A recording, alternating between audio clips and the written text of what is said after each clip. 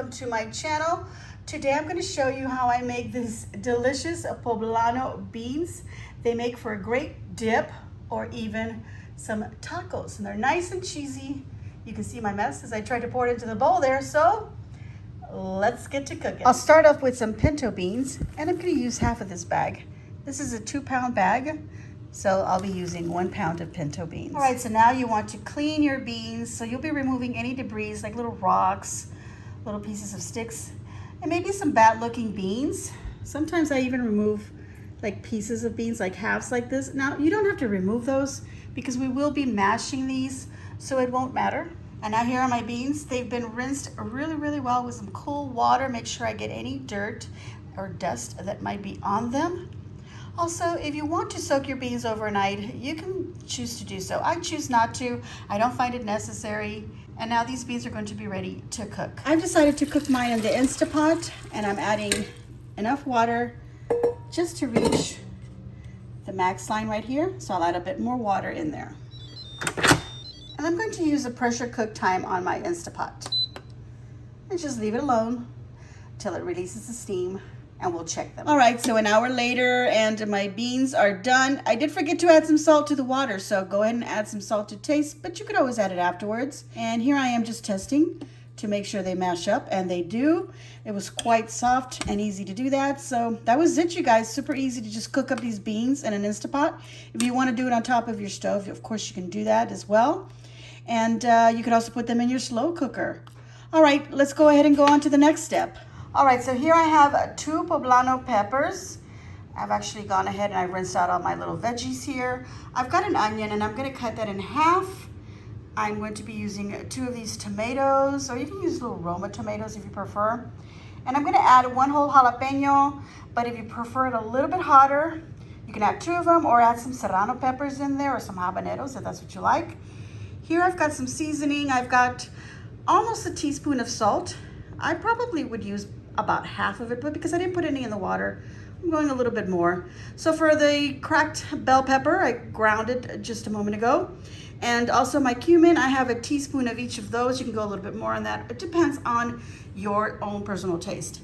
Now here I've got about a tablespoon of some minced garlic. This is from a jar. Of course, you can mince your own fresh garlic if you prefer. All right, so here I have a nice hot skillet, and I've greased it up. That just means I just rubbed some oil all over the bottom and the sides, and you can see the little smoke coming up. So I've gone ahead and I've already lowered the heat to a medium. And I'm going to go ahead and start putting my vegetables in there. So I've got my poblano peppers and my tomatoes. Now I rinsed them out, but I did pat them dry. My jalapeno and my onion, which I've broken up.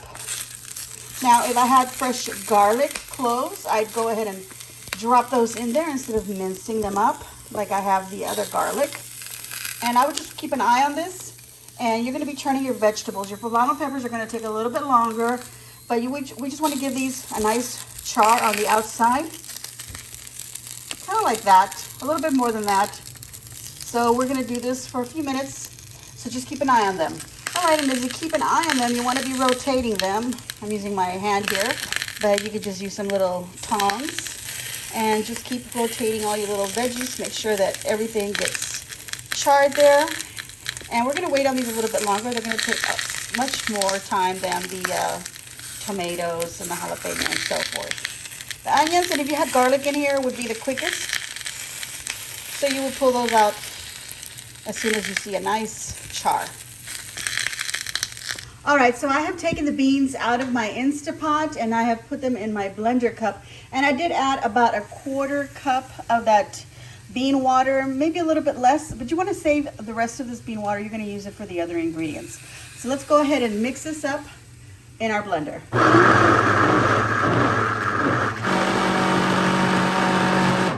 They're nice and creamy. This is what we want. All right, so I'm going to go ahead and pull out the onion bits and just set them aside. If I had any garlic, I would do the same thing with those. And I'm also going to pull out the jalapeno.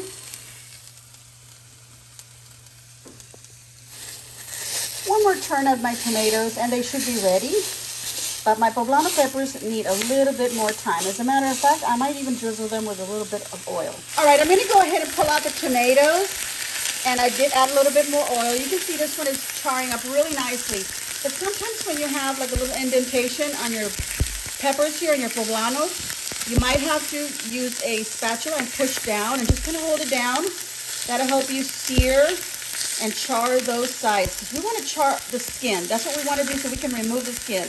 On the tomatoes and the other items, of course, we're not going to remove the skin, so we don't need to char it as much as we do our poblanos. All right, so I've already gone ahead and I've turned off the heat on my poblano peppers. They're super hot. You want to remove them with some tongs or something, you know, spatula or a spoon, large spoon. All right, we're gonna go ahead and put these in a bowl, or you can put them in a plastic bag. Ziploc bag is fine.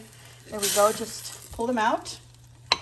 And we're gonna cover this because I'm putting them in a bowl instead of a plastic bag. I'm gonna cover them with some plastic wrap, nice and tight, and let them rest and sweat inside of there for about 15 minutes.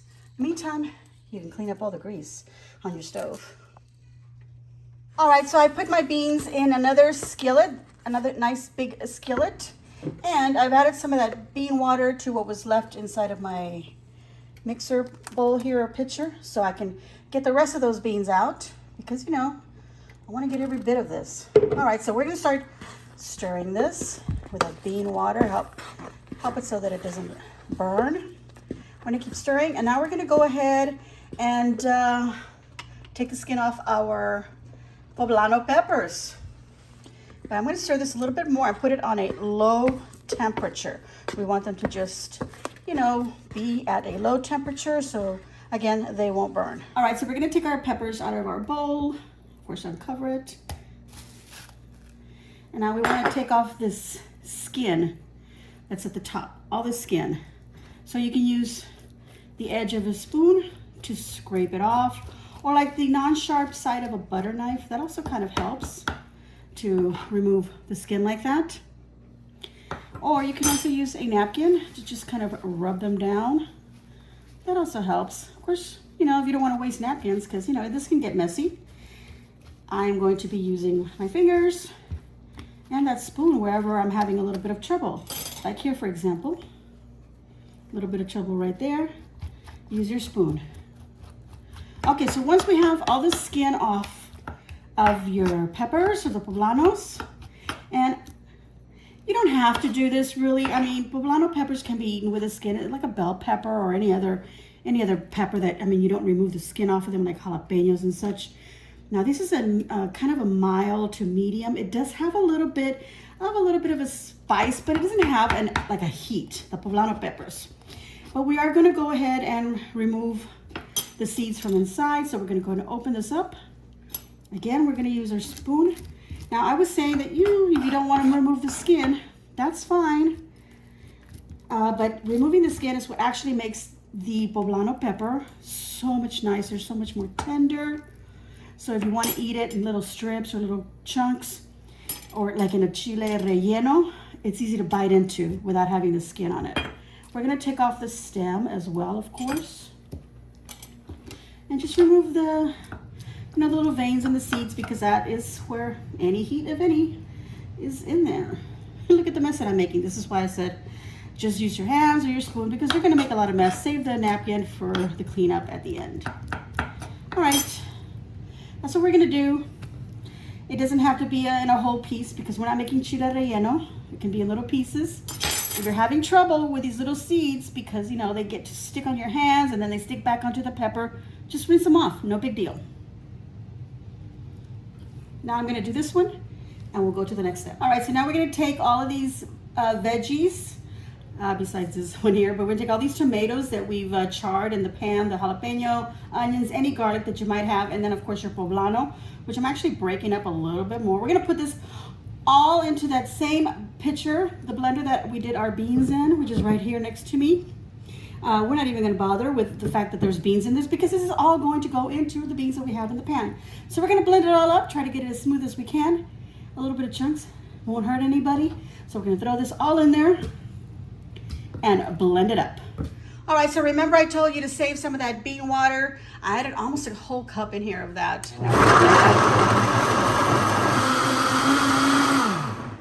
Okay, so back to the beans, and I have been stirring them little by little, just like that on a low heat. And I'm gonna go ahead and add the poblano pepper, tomato, onion, garlic, whatever you put in there, your jalapeno, all the yumminess. Pour it all in there, mix it around into the beans. And I'm gonna add the garlic because I didn't use fresh garlic. I used this minced garlic that I already had in a jar. And then my seasonings. And of course, you're gonna be tasting this and adjusting any of the seasoning. We're gonna keep stirring this. And it's gonna stir for a little while. We're gonna let some of that bean water that we added in there, it'll kind of evaporate and make everything a little bit thick again. So just keep stirring. All right, so I have been stirring here for about 10, 12 minutes. I can leave it alone and then I come back and stir it a little bit more. It's not like I'm standing here constantly doing it, but even though it's not Halloween and you wanna live your best witch life, and stand over the cauldron stirring, go right ahead. All right, so now we're gonna add some cheese to this. I'm going to be using this Oaxaca cheese. It is a melting cheese. So I'm just gonna open it up and take it apart and add it to the beans. Okay, so there we go. We're just gonna take this apart, but I'm just gonna throw it into the pan. Now, of course, I don't want them to be like too big of chunks because I want them to melt, you know, pretty much all over the pan or inside the beans. It's almost like a string cheese. If you don't find this Oaxaca cheese, you can use like a quesadilla cheese. You could use mozzarella if you want. Just really any cheese that'll melt really nicely into your beans. All right, so once you have a desired amount of cheese that you want to put inside of your beans, you can use, save a little bit for topping some tacos if you want to do that, or use the whole thing, whatever floats your boat, okay? Let's put this into our beans. And look at our beans bubbling up in there. Now we're gonna drop all this cheese in there. I've got some more. All right, so we're just gonna stir it around. Make sure it's incorporated into all our beans. And we're gonna let that melt. By the way, I've had this still on a low temp, but I did now just put it up to a kind of low to medium, more low than medium. On the heat, that is. Let's just watch that cheese melt. All right, so once the cheese is melted to your satisfaction, we can go ahead and turn this off, and we leave it on the stove so it stays nice and hot, and then we can serve it. All right, everyone, I have poured this delicious poblano beans into this bowl, and you can see where the cheese just decided it was going to drip off the sides. No need to clean that up because we're going to eat it right out of that bowl. I've also gone ahead and I prepared it in a couple of little tacos. I put some of the beans in there, some shredded chicken, chopped onions, some jalapenos. This is going to be delicious. All right, so like I said, you could enjoy it with a chip. Just dip it right in. Ooh, look at that. Oh, delicious. Great for a party. Oh my gosh. The poblanos. Absolutely delicious. I can't wait to eat those tacos either. I also have a nice rolled up, warmed up tortilla right here. So instead of the chips, you could use this right here, a rolled up tortilla. Yum. Or you could spread it into a flour tortilla if you prefer and make yourself a big old giant burrito. These beans are delicious. I hope that you enjoyed my video and that you like my recipe.